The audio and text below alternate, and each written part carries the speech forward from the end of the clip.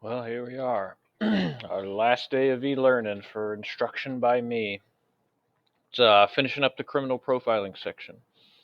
We had our first one on day 5. That would have been last week. Today we get number 6, and it's just finishing up a little bit more about what traits these serial killers possess. We looked at the organized and disorganized and mixed killers, sociopaths versus psychopaths, the triad effect, and things that may lead to causes of people turning into a serial killer. We're starting with disorders commonly found in criminals, where sadism and masochism. This is about pain. For ones considered to be sadists, they consider watching pain on others.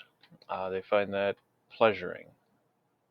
Masochism, it's still pain. However, they like to be the one receiving the pain. So they receive pain, and that is their pleasure from that. Bondage may be used in these. Paraphilia involves arousal and gratification from this type of behavior.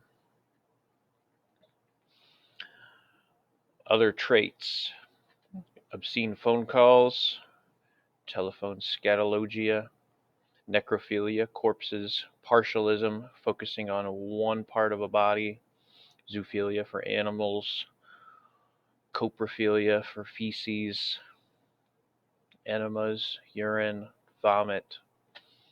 Um, in the past, when people were found to have these traits, one of the thought to be cures for it was surgical castration.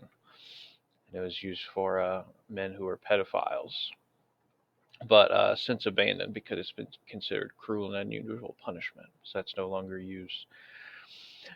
Nowadays, we've found that there's little to no treatment for these types of disorders. This woman here, her addiction is for tanning. There's more examples down here, and on the next page or two, there's 3 pages of potential disorders here.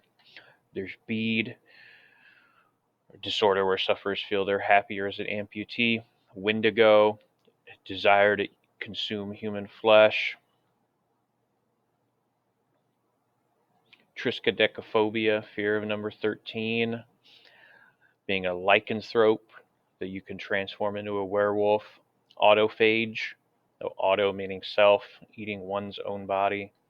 Stockholm syndrome's one of the more famous ones, where hostages express empathy and sympathy and have positive feelings towards whoever abducted them. It's called Stockholm syndrome. Objectophile, sharing a relationship with an inanimate object.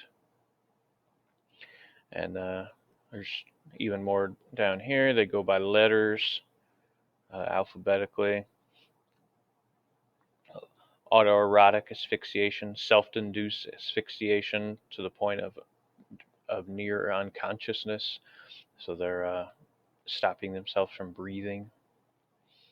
And you can read through these. I gave you a list on the Google Classroom.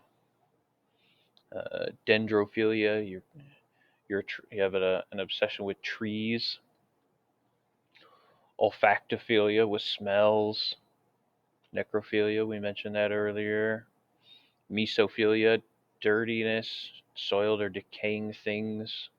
Macrophilia, things that are giants, like macro meaning big. Lactophilia, breast milk. And here's from O to Z. There's zoophilia again for animals. Zoosadism, inflicting pain or seeing animals in pain. That was one of the big ones mentioned up here is antecedents. Okay. Animal cruelty and the triad effect, that it's seen as practice before moving on to a human. Vampirism, drawing or drinking blood, could be their own or somebody else's. You can read through the rest of these. This is our last lesson that we're getting. So this is day 6. We have our cereal box project to finish up. On Wednesday, we get to present those in class. We'll do it similar to how we did the Tox project. Put you in little breakout rooms and we'll present that away. I'll stop in, say hello, listen a little bit. Yeah, we'll see you soon on the Google Meet.